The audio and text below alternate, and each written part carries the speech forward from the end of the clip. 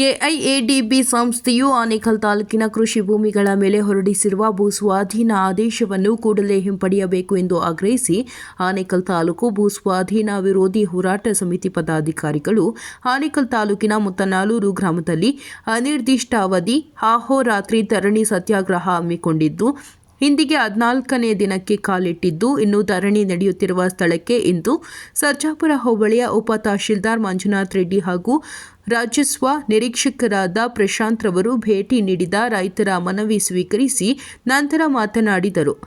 ರೈತರು ನೀಡಿರುವ ಮನವಿ ಪತ್ರವನ್ನು ಮೇಲಧಿಕಾರಿಗಳಿಗೆ ತಲುಪಿಸಲಾಗುವುದು ಎಂದು ತಿಳಿಸಿದರು. ಇನ್ನು ಈ ವೇಳೆ ಆನೇಕಲ್ ತಾಲೂಕು ಭೂಸ್ವಾಧೀನ ವಿರೋಧಿ ಹೋರಾಟ ಸಮಿತಿ ಪದಾಧಿಕಾರಿಗಳು ಮಾತನಾಡಿ, ಹಸಿದ ಹೊಟ್ಟೆಗೆ ಅನ್ನ ಕೊಡುವವನು ರೈತನು.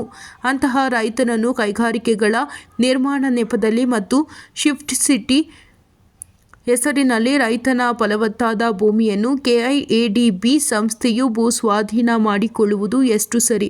ಇನ್ನು ರಾಜ್ಯ ಸರ್ಕಾರ ಕೂಡಲೇ ಆನೇಕಲ್ ತಾಲೂಕಿನ ಕೃಷಿ ಭೂಮಿಗಳ ಮೇಲೆ ಹೊರಡಿಸಿರುವ ಭೂಸ್ವಾಧೀನ ಆದೇಶವನ್ನು ಕೂಡಲೇ ಹಿಂಪಡೆಯಬೇಕು. ಇಲ್ಲವಾದಲ್ಲಿ ಮುಂದಿನ ದಿನಗಳಲ್ಲಿ ಹೋರಾಟದ ಸ್ವರೂಪವನ್ನು ತೀವ್ರಗೊಳಿಸಲಾಗುವುದು ಎಂದು ಎಚ್ಚರಿಕೆ ನೀಡಿದರು.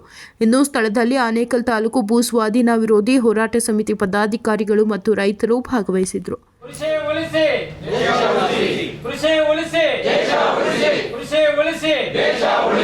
ಏತಕ್ಕಾಗಿ ಹೋರಾಟ, ಏತಕ್ಕಾಗಿ ಹೋರಾಟ, ನ್ಯಾಯಕ್ಕಾಗಿ ಹೋರಾಟ, ಬೇಕೇ ಬೇಕು ನ್ಯಾಯ ಬೇಕು, ಬೇಕೇ ಬೇಕು ನ್ಯಾಯ ಬೇಕು, ಬೇಕೇ ಬೇಕು ನ್ಯಾಯ ಬೇಕು, ಏತಕ್ಕಾಗಿ ಹೋರಾಟ, ನ್ಯಾಯಕ್ಕಾಗಿ ಹೋರಾಟ, ರೈತರ ಹಕ್ಕುಗಳಿಗಾಗಿ ನಮ್ಮ ಭೂಮಿ ನಮ್ಮ ಹಕ್ಕು, ಉಳುವವನೇ ಉಳಿಯುವವನೇ, ಕೃಷಿ ಉಳಿಸಿ ದೇಶ ಉಳಿಸಿ, बोलो भारत माता की ಬೇಕು, ಏತಕ್ಕಾಗಿ ಹೋರಾಟ, ನ್ಯಾಯಕ್ಕಾಗಿ ಹೋರಾಟ, ಏತಕ್ಕಾಗಿ ಹೋರಾಟ, ನ್ಯಾಯಕ್ಕಾಗಿ ಹೋರಾಟ, ಬೇಕೇ ಬೇಕು ನ್ಯಾಯ ಬೇಕು, ಬೇಕೇ ಬೇಕು ನ್ಯಾಯ, ನಮ್ಮ ಭೂಮಿ ನಮ್ಮ ಹಕ್ಕು, ನಮ್ಮ ಭೂಮಿ ನಮ್ಮ ಹಕ್ಕು, ನಮ್ಮ ಭೂಮಿ. ಜೈ ಜವಾನ್ ಜೈ ಕಿಸಾನ್, ಜೈ ಜವಾನ್ ಜೈ ಕಿಸಾನ್, ಜೈ ಜವಾನ್. 2 ಗ್ರಾಮಗಳಿಂದ ಫಲವತ್ತಾದ ರೈತರ ಭೂಮಿಯನ್ನ ಸರ್ಕಾರ ಕೈಗಾರಿಕೆ ಮತ್ತು ಸಿಟಿ ಹೆಸರಿನಲ್ಲಿ ಅವೈಜ್ಞಾನಿಕವಾಗಿ ನಮ್ಮೆಲ್ಲ ಭೂಮಿಗಳನ್ನು ವಶಪಡಿಸಿಕೊಂಡಿದ್ದು, ಈಗಾಗಲೇ ಕೆಲವಕ್ಕೆ ನೋಟಿಸ್ ಅನ್ನು ಕೊಟ್ಟಿದ್ದು, ಇದರ ಸಲುವಾಗಿ ಹಲವಾರು ಹೋರಾಟಗಳನ್ನು ಕೂಡ ತಾಲೂಕು ಮಟ್ಟದಲ್ಲಿ ಮತ್ತು ಜಿಲ್ಲಾ ಮಟ್ಟದಲ್ಲಿ ಹಮ್ಮಿಕೊಂಡಿದ್ದು, ಸರ್ಕಾರದಿಂದ ನಮಗೆ ಒಳ್ಳೆ ಸೂಚನೆ ಬರೆದಿದ್ದ ಪ್ರಯುಕ್ತ ಇವತ್ತು ಮುತ್ತನಲ್ಲೂರು ಗ್ರಾಮದಲ್ಲಿ 14 ದಿನಗಳಿಂದ ಅಹೋರಾತ್ರಿ ಪ್ರತಿಭಟನೆಯನ್ನ ಮಾಡ್ತಾ ಇದ್ದೀವಿ. ಉದ್ದೇಶ ಏನಪ್ಪ ಅಂತ ಹೇಳಿದ್ರೆ, ನಮ್ಮ ರೈತರ ಭೂಮಿಯನ್ನ ನಮಗೆ ಬಿಟ್ಕೊಡ್ಬೇಕು ಅಂತಕ್ಕಂಥ ನಿಟ್ಟಿನಲ್ಲಿ ಸರ್ಕಾರ ಈ ಕೂಡಲೇ ರೈತರ ಜಮೀನನ್ನು ಬಿಟ್ಕೊಡ್ಬೇಕು ಅಂತ ನಿಟ್ಟಿನಲ್ಲಿ ಎಲ್ಲ ರೈತರು ಅಹೋರಾತ್ರಿ ಪ್ರತಿಭಟನೆಯನ್ನು ಹಮ್ಮಿಕೊಂಡಿದ್ದಾರೆ.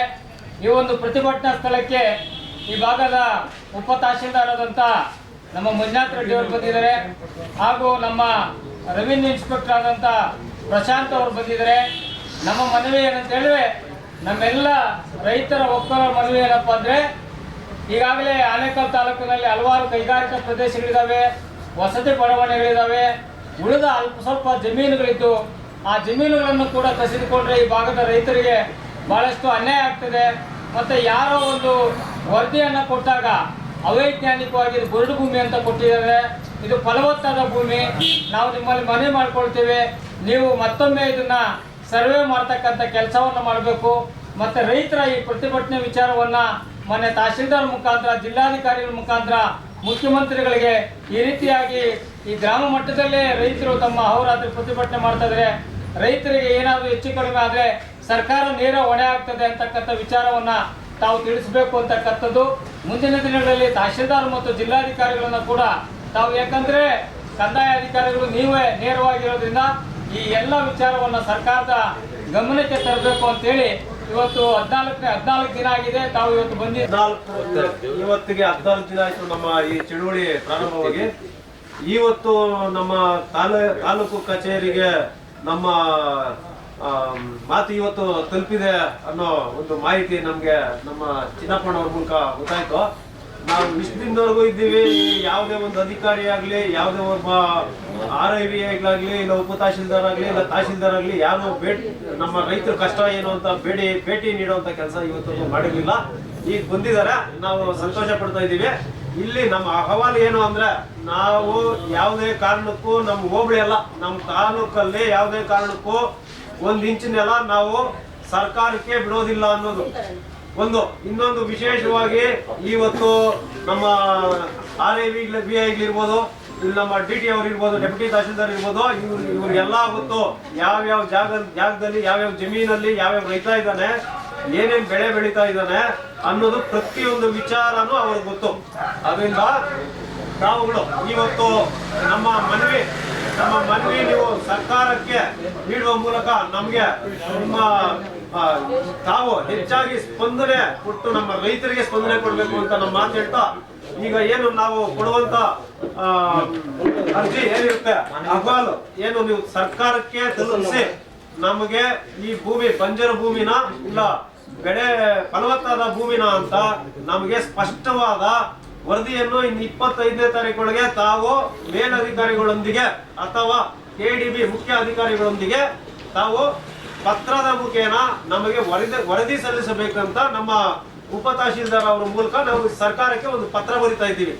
ಈ ವಿಚಾರವಾಗಿ ನಮ್ಮ ಏನು ಈಗ ಬಂದಿರುವಂತ ಅಧಿಕಾರಿಗಳು ಏನಿದ್ದಾರೆ, ಇವರು ಸರ್ಕಾರಕ್ಕೆ ನೇರವಾಗಿ ಪತ್ರ ಬರೀತಾರೋ ಇಲ್ಲ ಅವರು ಕರ್ಕೊಂಡ್ಬರ್ತಾರೋ, ನಮ್ಗೆ 25ನೇ ತಾರೀಕೊಳಗೆ ವರದಿ ಕೊಡ್ಬೇಕು ಅಂತ ನಾವು ನಮ್ಮ ಬಾಂಧವರಿಗೆ ಸ್ವಾಗತವನ್ನು ಕೊಡ್ತಾ, ನಾವೇನು 14 ದಿವಸದಿಂದ ಇದಕ್ಕೆ ಮೊದಲು ಸಹ 1 ವರ್ಷದಿಂದ ಹೋರಾಟ ಮಾಡಿಕೊಂಡೇ ಬಂದಿದ್ದೀವಿ.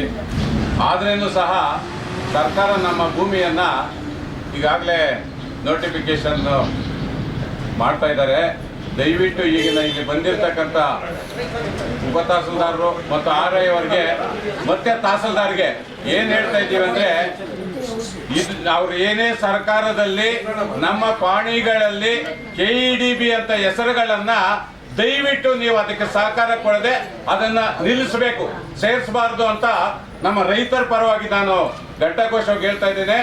ದಯವಿಟ್ಟು ಇವತ್ತೇ ಅದನ್ನ ಸರ್ಕಾರದಿಂದ ಬಂದ್ರೇನು ಸಹ ನಮ್ಮ ಅನುಮತಿ ಇಲ್ಲದೆ ಯಾರದೇ ಪಾಣಿಗಳಲ್ಲಿ KEDB ಅಂತ ಎಂಟ್ರಿ ಆಗಬಾರ್ದು ಅಂತ ನಾನು ನಿಮಗೆ ಎಚ್ಚರಿಕೆಯನ್ನು ಕೊಡ್ತಾ ಇದ್ದೇನೆ. ನನ್ನ ಮಾತನ್ನು ಇದಕ್ಕೆ ನಮ್ಮ ರೈತರು ಯಾರು ರೈತರ ಒಪ್ಪಿಗೆ ಇಲ್ದಿರ ಏನು ಈ ಭೂಮಿನ ಕಸಿದ್ಕೊಳ್ತೀವಿ ಅಂತ ಹೇಳಿದ್ದೀರಾ, ಯಾವುದೇ ಕಾರಣಕ್ಕೂ ರೈತರು 1 ಗುಂಟೆ ಭೂಮಿ ಸಹ KEDB ವಶಕ್ಕೆ ಕೊಡಲ್ಲ. ಇವತ್ತಿಗೆ 14 ದಿನಕ್ಕೆ ನಮ್ಮ ಈ ಧರಣಿ ಕಾಲಿಟ್ಟಿದೆ. ಭೂಮಿ ಬಿಡೋ ತನಕ ನಾವು ಧರಣಿ ಕೈ ಬಿಡೋದಿಲ್ಲ. ನಾವು ಇಲ್ಲಿಯೇ 14 ದಿವಸಗಳಾಗಿದ್ದಾರೆ. 14 ದಿವಸಗಳಿಂದ ಯಾವುದೇ ಒಂದು ಅಧಿಕಾರಿಗಳು ಬಂದು ನಮ್ಮ ಅಹವಾಲು ಸ್ವೀಕರಿಸಿಲ್ಲ. ಕಾರಣ ಏನಪ್ಪ ಅಂದರೆ ನಮ್ಮ ರೈತರೇ ಒಗ್ಗಟ್ಟಿಗೆ ಅನ್ನೋದು ಆಗ್ಬಿಟ್ಟಿದೆ. ಯಾಕಂದರೆ ಈಗಾಗಲೇ ಮುಂದೆ ನೋಟಿಫಿಕೇಶನ್ ಆದಾಗ ನಮ್ಮ ಮುತ್ತಾನೂರು ಅಮಾನಿಕೆರೆ 480 ಎಕರೆ ಸ್ವಾಧೀನಪಡಿಸ್ಕೊಂಡಾಗ ನಾವು ಈ ಪ್ರತಿಭಟನೆ ಮಾಡಿರಲಿಲ್ಲ. ಯಾವಾಗ ಮತ್ತೆ ತಿರ್ಗಾ 1500 ಹೋಯ್ತೋ ಆವಾಗ ನಮ್ಮ ರೈತರು ಎಚ್ಚೆತ್ಕೊಂಡ್ವಿ. ಯಾಕಪ್ಪ ಎಚ್ಚೆತ್ಕೊಂಡ್ವಿ ಅಂದರೆ, ನಮ್ಮ ಭಾಗದಲ್ಲಿ ಇರ್ತಕ್ಕಂಥ ಫಲವತ್ತಾದ ಭೂಮಿ ಅಂದರೆ ನಮ್ಮಲ್ಲೀಗ ಇಡೀ ಅನೇಕ ತಾಲೂಕಲ್ಲಿ ಅಂದೇನಹಳ್ಳಿ, ಮುತ್ತಾನಲ್ಲೂರು, ಪಂಪನೂರು ಈ ಭಾಗದಲ್ಲಿ ಅತಿ ರೇಷ್ಮೆ ಬೆಳಿತೀವಿ. ನಾವು ರೇಷ್ಮೆ ಬೆಳೀತಾ ಇದ್ದೀವಿ. ಅದು ನಮ್ಮ ಜಮೀನುಗಳು ಬರಡು ಭೂಮಿನ ಅದು ಫಲವತ್ತಾದ ಭೂಮಿ. ಮತ್ತು ಏನು ತರಕಾರಿಗಳು ಬೆಳಿತೀವಿ, ಏನು ಗ್ರೀನ್ ಹೌಸ್ಗಳಿದ್ದಾವೆ, ಮತ್ತು ತೋಟಗಾರಿಕೆ ಮಾಡ್ತಾ ಇದ್ದೀವಿ. ಇಂಥ ಭೂಮಿ ತಗೊಂಡಾಗಿವರು ಬರಡು ಭೂಮಿ ಅಂದ್ಬಿಟ್ಟು ಅವೈಜ್ಞಾನಿಕ ಸರ್ವೆ ಮಾಡಿಬಿಟ್ಟು ಸ್ವಾಧೀನಪಡಿಸ್ಕೊಳ್ಳೋದು ತುಂಬ ಖಂಡನೀಯ. ಯಾವುದೇ ಕಾರಣಕ್ಕೂ ಸರ್ಕಾರಕ್ಕೆ ನಾವು ಎಚ್ಚರಿಕೆ ಕೊಡೋದೇನಪ್ಪ ಅಂದರೆ, ತಗೊಳ್ಳಿ ಬೇಕಾಗಿದೆ. 100 ಕಿಲೋಮೀಟರ್ ಆಚೆ ಹೋದರೆ ಸುಮಾರು ಸಾವಿರಾರು ಎಕರೆ ಸಿಗುತ್ತೆ. ಉತ್ತರ ಕರ್ನಾಟಕ ಭಾಗದಲ್ಲಿ ನಮ್ಮ ರಾಜಕಾರಣಿಗಳಾಗಲಿ ಯಾರೇ ಆಗಲಿ ಏನು ಮುಂದುವರೆದಿಲ್ಲ. ನಮಗೆ ಅನ್ಯಾಯ ಆಗ್ತಾ ಇದೆ. ಇರೋ ಸರ್ಕಾರದಿಂದ ಬರ್ತಕ್ಕಂಥ ಎಲ್ಲ ಅನುದಾನಗಳು ಬೆಂಗಳೂರು ನಗರಕ್ಕೆ ಮತ್ತು ಹಳೆ ದಕ್ಷಿಣ ಕರ್ನಾಟಕಕ್ಕೆ ಕೊಡ್ತಾರಲ್ಲ, ಇದನ್ನು ಯಾಕೆ ತಗೊಂಡು ಉತ್ತರ ಕರ್ನಾಟಕದಲ್ಲಿ ಕೈಗಾರಿಕೆ ಜಮೀನು ಇದ್ದೋ ಪ್ರಾರಂಭ ಮಾಡಬಾರ್ದು? ಅಲ್ಲಿನ ರೈತರಿಗೆ ಯಾಕೆ ಉದ್ಯೋಗ ಅವಕಾಶ ಕೊಡಬಾರ್ದು ಅವರು? ಇದು ನಮ್ಮ ಪ್ರಶ್ನೆ. ಏನೋ ಕೋಟಿ ಗಟ್ಟಲೆ ಬಾಳ್ತಕ್ಕಂಥ ಜಮೀನುಗಳು ಇವರು ತಗೊಳ್ಳೋದು ತುಂಬ ಅವೈಜ್ಞಾನಿಕವಾದ ನಿರ್ಧಾರ ಅಂತ ಹೇಳ್ಬಿಟ್ಟು ಮಾನ್ಯ MB ಮನೆಗೆ ಹೇಳ್ತೀನಿ. ನಿಮ್ಮ ಭಾಗದಲ್ಲಿ ಸುಮಾರು ಸಾವಿರಾರು ಎಕರೆ ಇದ್ದಾವೆ. ಅಲ್ಲಿ ಕೈಗಾರಿಕಾ ಜಮೀನ ಉತ್ತೇಜನ ಕೊಡ್ರಿ. ನಾವು ಇಲ್ಲ ಅಂತ ಹೇಳಿಲ್ಲ. ಏನೋ ದೇಶ ಉದ್ಧಾರ ಆಗಬೇಕು, ರಾಜ್ಯ ಉದ್ಧಾರಕ್ಕೆ ಆಗಬೇಕು ಅಂದ್ರೂ ಕೈಗಾರಿಕೆ ಬೇಕು, ಉದ್ಯೋಗಾವಕಾಶ ಬೇಕು, ಅದೇ ರೀತಿ ರೈತರಿಗೂ ಬೇಕು. ಈಗ ನಮ್ಮ ಭಾಗದಲ್ಲೇ ಆಗಲಿ, ನಾವು ರೈತರು ಅಂದ್ರೂ ನಾವು ಎಷ್ಟು ಸಾವಿರ ಜನಕ್ಕೆ ಕೆಲಸ ಕೊಡ್ತೀವಿ. ಉದಾಹರಣೆಗಂದ್ರೆ 1 ಎಕರೆ ರೇಷ್ಮೆ ಬೆಳೆಯೋರಿಗೆ ತಿಂಗಳಿಗೆ ಕನಿಷ್ಠ ಪಕ್ಷ 50 ಜನಕ್ಕೆ ಉದ್ಯೋಗ ಕೊಡ್ತೀವಿ ನಾವು, ಆಯ್ತಾ? ಹಾಗೆ ತೋಟಗಾರಿಕೆ ಮಾಡೋರು ಎಷ್ಟೊಂದು ಸಾವಿರಾರು ಜನಕ್ಕೆ ನಾವು ಉದ್ಯೋಗ ಕೊಟ್ಟರು ನಮ್ಮ ಭೂಮಿ ಮೇಲೆ ಸರ್ಕಾರ ಕಣ್ಣು ಹಾಕಿ. ಆದ್ರಿಂದ ದಯವಿಟ್ಟು ನಾವು ಸರ್ಕಾರಕ್ಕೆ ಮತ್ತು ಎಂ ಬಿ ಪಾಟೀಲ್ರಿಗೆ ಮತ್ತು ಮಾನ್ಯ ಮನವಿ ಮಾಡ್ಕೊಳ್ಳೋದಕ್ಕೆ, ನಮ್ಮದು ಫಲವತ್ತಾದ ಭೂಮಿಯನ್ನು ಯಾವುದೇ ಕಾರಣಕ್ಕೂ ಸ್ವಾಧೀನಪಡಿಸ್ಕೊಳ್ಬೇಡ್ರಿ. ಸ್ವಾಧೀನಪಡಿಸ್ಕೊಂಡಂಥ ಸಂದರ್ಭದಲ್ಲಿ ನಾವು ಉಗ್ರವಾದ ಹೋರಾಟವನ್ನು ಮಾಡಿಕೊಂಡು ನಮ್ಮ ಜಮೀನನ್ನು ನಾವು ಉಳಿಸ್ಕೊಳ್ತೀವಿ ಅಂದ್ಬಿಟ್ಟು ಎಚ್ಚರಿಕೆ ಕೊಡ್ತಾ ಇದ್ದೀವಿ. ಈ KDB ವ್ಯಾಪಾರ ಆಗಿಬಿಟ್ಟಿದೆ. ಯಾರು ಹೆಚ್ಚಾಗಿ ದುಡ್ಡು ಕೊಟ್ಟರೆ ಬೇರೆ ಕಡೆಯಿಂದ ಬಂದು, ಬೇರೆ ಉತ್ತರ ಕರ್ನಾಟಕ ಅಲ್ಲ ಬೇರೆ ಕಂಟ್ರಿಯಿಂದ ಬಂದು ದುಡ್ಡು ಹಾಕ್ತಿದ್ರೆ ಅವ್ರಿಗೆ ನಮ್ಮ ಜಮೀನು ಕಿತ್ಕೊಳ್ಳೋದು. ನಮಗೇನು ಕೆಲಸ? KDB ಎಷ್ಟು ಎಕರೆ ಖಾಲಿ ಇದೆ, ಮಾಡಿರೋ ಜಾಗದಲ್ಲಿ 5 ದಿನ ನಾವು ನಮ್ಮ ನೀಡ್ತಿಲ್ಲೋ. ಎಷ್ಟು ಎಕರೆ ಖಾಲಿ ಇದೆ, ಫಸ್ಟ್ ಅದು ಮಾಡ್ಕೊಂಡು ಬರಲಿ. ಇದೆಲ್ಲ ಮಾಡ್ಕೊಂಬರ್ತೀರ ಇವನು ಬಂದ್ಬಿಟ್ಟು ರೈತರು ಬಿಟ್ಟು ಹಾಕಿ ಇದ್ದಾರೆ ಅಂದ್ಬಿಟ್ಟು ತಗೊಂಡ್ಬಿಟ್ರೆ ಆ ಕಡೆ 70 ಲಕ್ಷಕ್ಕೆ 60 ಲಕ್ಷಕ್ಕೆ 20 ಲಕ್ಷ ಕೂಡ ಒಂದು ಜಮೀನು ಸಿಗುತ್ತೆ.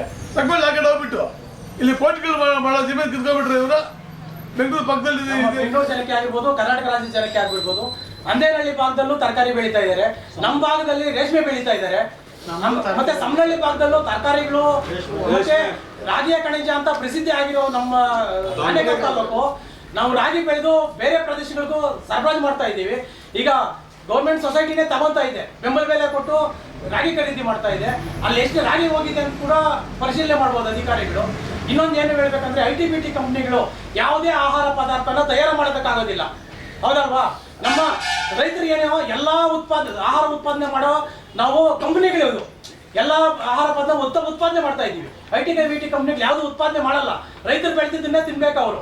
ಇದೊಂದು ಮನವಿನ ಸರ್ಕಾರಕ್ಕೆ ನಾನು ತಲುಪಿಸೋದಕ್ಕೆ ಹೇಳ್ತಾ ಇದ್ದೀನಿ.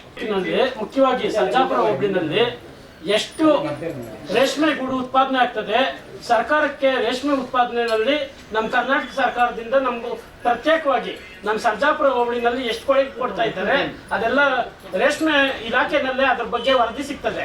ಅದನ್ನು ಎಲ್ಲ ಪರಿಶೀಲನೆ ಮಾಡಿ ತಾವು ಈ ಕೂಡಲೇ ಈ ಸದರಿ ಭೂಸ್ವಾಧೀನ ಪ್ರಕ್ರಿಯೆಯಿಂದ ಸದರಿ ಜಮೀನುಗಳನ್ನು ಬಿಟ್ಕೊಡ್ಬೇಕು ಅಂತ ನಾನು ಕೇಳ್ಕೊಳ್ತಾ ಇದ್ದೀನಿ.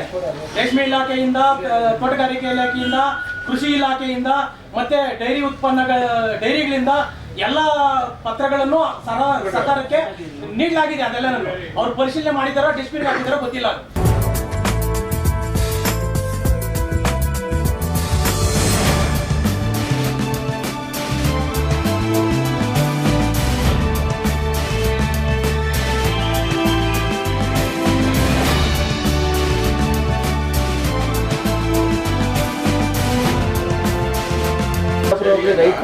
ರೈತರ ಭೂಮಿಯನ್ನು KDB ಅವರು ಅಕ್ರಮವಾಗಿ ವಶಪಡಿಸಿಕೊಳ್ಳಲು ಮುಂದಾಗಿದ್ದ ಕೂಡಲೇ ಕೈಬಿಡುವ ಒತ್ತಾಯಿಸಿ ಮುತಾನಲ್ಲೂರು ಗ್ರಾಮದಲ್ಲಿ ಅಹೋರಾತ್ರಿ 14 ದಿನಗಳ ಧರಣಿ ರೈತರ ಮನವಿಯನ್ನು ಸನ್ಮಾನ್ಯ ಮುಖ್ಯಮಂತ್ರಿ ತಲುಪಿಸಿದರು.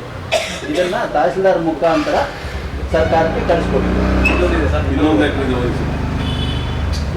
ಸರ್ಜಾಪುರ ಹೋಬಳಿ ವ್ಯಾಪ್ತಿಯ ರೈತರ ಜಮೀನುಗಳು ಬಂಜರು ಭೂಮಿಯೋ ಅಥವಾ ಫಲವತ್ತಾದ ಭೂಮಿಯೋ ಎಂಬ ಅದನ್ನು ಸರ್ವೆ ಮಾಡಿ ವರದಿ ಕೊಡುವ ಬಗ್ಗೆ ಇದನ್ನು ಸಹ ಸರ್ಕಾರಕ್ಕೆ ಕಳಿಸ್ಕೊಡ್ತೀವಿ. 25 ಲಾಸ್ಟ್ ನಿಮ್ಮ ಗಮನ ತರ್ತಾ ಇರೋದು ನಾವು 20 ಮಾತ್ರ ನೀವು ಮಾಡಿದ್ವಿ ಅಷ್ಟೇ. ಆಯ್ತು, ಅದನ್ನೇ ನಾವು ಬೆಳೆ ದೃಢೀಕರಣ ಕೊಡ್ತೀವಲ್ಲ ಆ ಥರ ತಗೊಂಡ್ರೆ ಅನುಕೂಲ ಆಗಲ್ವಾ ಸರ್? ಈಗ 15 ದಿನಕ್ಕೊಂದ್ಸರಿ ಬೇಕಾದ್ರೆ ವಾರಕ್ಕೊಂದ್ಸರಿ ಕೊಡ್ತೀವಿ. ಈಗ ಸರ್ ನಮ್ಗೆ ಒಂದು ಸಲಹೆ ಕೊಟ್ಬಿಟ್ಟಿದ್ದೆ. ಈಗ ಕೆಲವೊಬ್ರು ಆನ್ಲೈನ್ ಬರ್ತದೆ ಅಂತಾರೆ, ಕೆಲವ್ರಿಗೆ ಆನ್ಲೈನ್ ತಗೊಳಕ್ ಬರಲ್ಲ. ಈಗ ನಮ್ಗೆ ನೀವು ಒಂದು ಇನ್ಫಾರ್ಮೇಶನ್ ಕೊಟ್ಟೋಗಿ ಏನ್ ನಾವು ಇಲ್ಲಿರೋಂಥ ರೈತರೇ ಅಲ್ಲ, ಟೋಟಲ್ ಆಗಿ ಈ KDB ಹೋಗಿರೋಂಥ ರೈತರು ಎಲ್ಲರೂ ನಾವು ಅರ್ಜಿಗಳು ಹಾಕೊಂಡ್ರೆ ಒಂದ್ಸಾರಿ ಅರ್ಜಿ ಹಾಕೊಂಡ್ರೆ ನಮ್ 3 ತಿಂಗಳು ಒಂದ್ಸಾರಿ ಕೊಡ್ಬೋದಾ? ನೀವು ಕೊಡ್ಬೋದು. ಇಲ್ಲ ನಾವು ಪ್ರತಿ ತಿಂಗಳು ಹಾಕೋಬೇಕು. 3 ತಿಂಗಳಿಗೆ ಒಂದ್ಸಾರಿ, ನಮ್ಗೆ 4 ತಿಂಗಳಿಗೊಂದ್ಸಾರಿ ಬೆಳೆ ಚೇಂಜ್ ಆಗುತ್ತೆ. 4 ತಿಂಗಳಿಗೊಂದ್ಸಾರಿ ನಿಮ್ಗೆ ಒಂದು ಆಧಾರ್ ಕಾರ್ಡು ಪಾಣಿ ಹಾಕಿ ನಾಡು ಕಚೇರಿಯಲ್ಲಿ ನೀವು ಅಪ್ಲೈ ಮಾಡಿ ಬೆಳೆ ದೃಢೀಕರಣ ಪತ್ರಕ್ಕೆ. ಅದನ್ನ ನಾವು ಕೊಡ್ತೀವಿ. ಎಷ್ಟು ಜನ ಬೇಕಾದ್ರೂ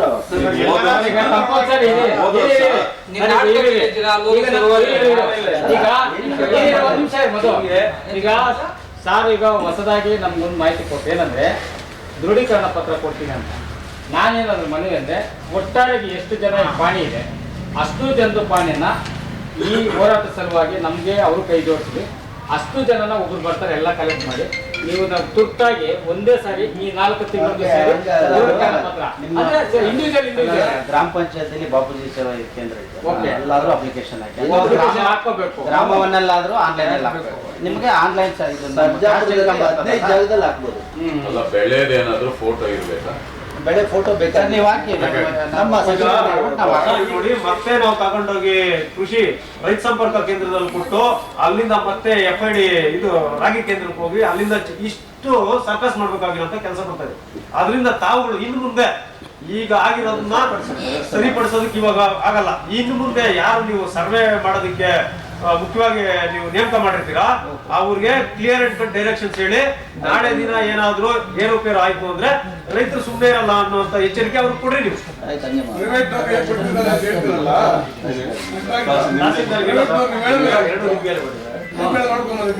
ಫಾರ್ವರ್ಡ್ ಮಾಡ್ತಾರೆ ಇಲ್ಲಾಂದ್ರೆ ಇನ್ನೊಂದಿನ ತಹಶೀಲ್ದಾರ್ ಇದಪ್ಪ ಯಾವಾಗ ಇವರು ಇಲ್ಲ ಅಂದ್ರೆ ಯಾವಾಗ ಸರ್ವೆ ಮಾಡಿ ದಿನ ಊರಲ್ಲಿ ಅವರು ಮಾಡ್ಕೊಂಡು ಹೋಗ್ಬಿಟ್ರೆ ಯಾರಿಗೆ ಏನ್ ಮಾಡಿದಾರೆ ಗೊತ್ತಲ್ಲ.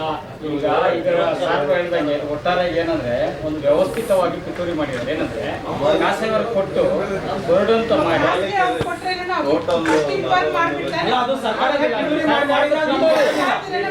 ಪಿತೂರಿನೇ. ಅದಕ್ಕ ಅವ್ರು ಕೊಡ್ಕೋಬೇಕಂದ್ರೆ ಪಿತೂರಿ.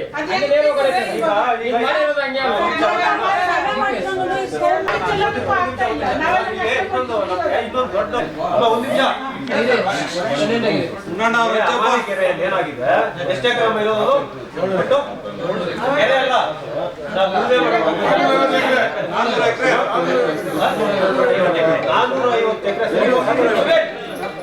450 ಎಕರೆ ಭೂಮಿ ನಾವು ಬೆಳೆ ಬೆಳೆಯಕ್ಕಾಗ್ತಾ ಇಲ್ಲ ರೈತರ ಕೈಲಿ. ಯಾಕೆ ಅಂದ್ರೆ ಏನ್ ಬಂಸಂದ್ರ ಇಂಡಸ್ಟ್ರಿಯಲ್ ಏರಿಯಾದಿಂದ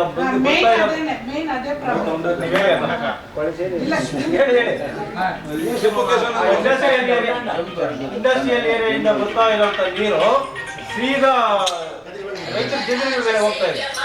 ಅದು ಬೇಕು ಅದೇ ನಿಂತ್ಕೊಂಡಿದೆ. ಅದನ್ನ ನೀವು ಇಮಿಡಿಯೇಟ್ ನಿಲ್ಸೋಂತ ಕೆಲಸ ಮಾಡಿ, ಅದಕ್ಕೆ ಬೇರೆ ಮಾರ್ಗವಾಗಿ ಅದೆಲ್ಲೋ ಬೇಕು ಅಲ್ಲಿ ಹೋಗುವಂತ ಕೆಲಸ ಮಾಡಿ.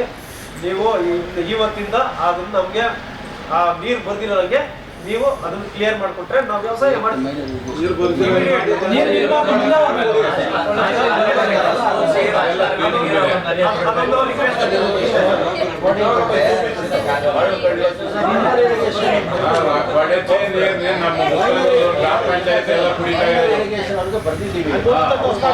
ಸರ್ ಈಗ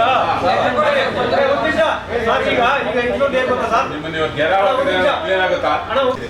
ಮೈನರ್ ಇರಿಗೇಷನ್ಗೆ ನಾವು ಹಿಂದೆನೆ ಲೆಟರ್ 1 ವರ್ಷದಿಂದನೇ ಹಾಕಿದ್ವಿ. ಆ ರಸ್ತೆನ ತೆಗೆದು ಕಾಲುವೆ ಮಾಡಿ ಅಲ್ಲಿ ಅಂತ ಅದಕ್ಕೆ ಹಿಂದೆ 1 ವರ್ಷದಿಂದನೇ ರಸ್ತೆ ಲೆಟರ್ ಹಾಕಿದ್ವಿ. ನಾವು ಲೆಟರ್ ಹಾಕಿದೀವಿ ಅಂತ ಒಂದೇ ಒಂದು ನಿಮಿಷ ಸರ್. ಈಗ ನೀವು ಲೆಟರ್ ಹಾಕಿದ್ದೀರಾ, ಫಾಲೋ ಅಪ್ ಮಾಡ್ತಾ ಇದ್ದೀರಾ, ಮಾತಾಡ್ಬಿಡ್ತೀನಿ. ಈಗ ಏನೇನ್ ಮಾಡ್ತಾ ಇದ್ದೀರೋ ಅದು ಸೆಕೆಂಡರಿ ಆಪ್ಷನ್. ಇವತ್ತಿಂದ ನೀವು ಆ ಕಾಲುವೆಯಲ್ಲಿ ನೀರು ನಿಲ್ಸ್ಬೇಕು, ಇಲ್ಲಾಂದ್ರೆ ಬೇರೆ ಕಡೆ ನೀವು ಯಾವ ತಹಶೀಲ್ದಾರ್ಗೆ ಕರ್ಕೊಂಡ್ ಬರ್ತೀರೋ ಇಲ್ಲ CM ಗೆ ಕರ್ಕೊಂಡ್ಬಂದ್ ಮಾಡ್ತೀರೋ ನಮ್ಗೆ ಗೊತ್ತಿಲ್ಲ. ನಾವೇನ್ ರೈತರು ಇವಾಗ ನಮ್ ಜಮೀನುಗಳ ಮೇಲೆ ಆ ಕೊಳಚೆ ನೀರ್ನ ಬಿಟ್ಟಿರೋದನ್ನ ಇವಾಗ ಆಲ್ರೆಡಿ ಬಿಟ್ಟು ಅದು ತುಂಬ್ಕೊಂಡ್ಬಿಟ್ಟಿದೆ. ಇವಾಗ ಇಲ್ಲ ನಿಮ್ಗೆ ಎಷ್ಟು ದಿನ ಟೈಮ್ ಬೇಕು ತಗೊಳ್ರಿ, ಇಲ್ಲ ಅಂದ್ರೆ ನಾವೇನು ಎಲ್ಲಿ ಮಣ್ಣು ತಳ್ಬೇಕೋ ಟ್ರ್ಯಾಕ್ಟರ್ ಸಮೇತ ತಗೊಂಡೋಗಿ ನಾವು ಮಣ್ಣು ತಳ್ಳುವಂತ ಕೆಲಸ ಮಾಡಿ. ನಮ್ಗೆ ಗೊತ್ತು ಈ ನೀರು ಒಂದ್ ನಿಮಿಷ ಕೇಳ್ರಿ, ನಾವು ನಮ್ ಕೈಲಿ ಆಗ್ತದೆ, ಎಲ್ಲಿ ಮಣ್ಣು ಹಾಕಿದ್ರೆ ನೀರ್ ನಿಂತ್ಕೊತದೆ ಅಂತ ನಮ್ಗೆ ಗೊತ್ತಾಗ್ತದೆ. ಇಲ್ಲ ನಾವ್ ಮಾಡ್ಬೇಕಾ, ಇಲ್ಲ ನೀವ್ ಎಷ್ಟ್ ದಿನ ಟೈಮ್ ಬೇಕು ಅಂತ ಒಂದು ಮಾಹಿತಿ ನಮ್ಗೆ ಕೊಟ್ಟಾಗಿ ನೀವು ಟೈಮ್ ತಗೊಳ್ಳಿ, ಮಾಡ್ಕೊಡಿ ಆ ಕೆಲಸ. ಮೈನರ್ ಇರಿಗೇಷನ್ ನೋಡಿದ್ದೀವಿ ಸರ್. ಅದು ನೀರ್ ನಿಂತಿರೋದ್ರಿಂದ ರೈತರು ಉಳುಮೆ ಮಾಡಕ್ ಆಗ್ತಾ ಇಲ್ಲ, ಬೆಳೆ ಬೆಳೆಯಕ್ ಆಗ್ತಾ ಇಲ್ಲ. ಅದಕ್ಕೆ ಅದು ಭೂಮಿ ಅಂತ ಅನೌನ್ಸ್ ಆಗ್ಬಿಟ್ಟಿದೆ. ನೀರ್ ಖಾಲಿ ಮಾಡಿದ್ರೆ ರೈತರು ಬೆಳೆ ಬೆಳೆಯೋದಕ್ಕೆ ರೆಡಿ. ಅದನ್ನ ನಾವು ಮುಂದುವರೆದ ಮಾಡೋಣ.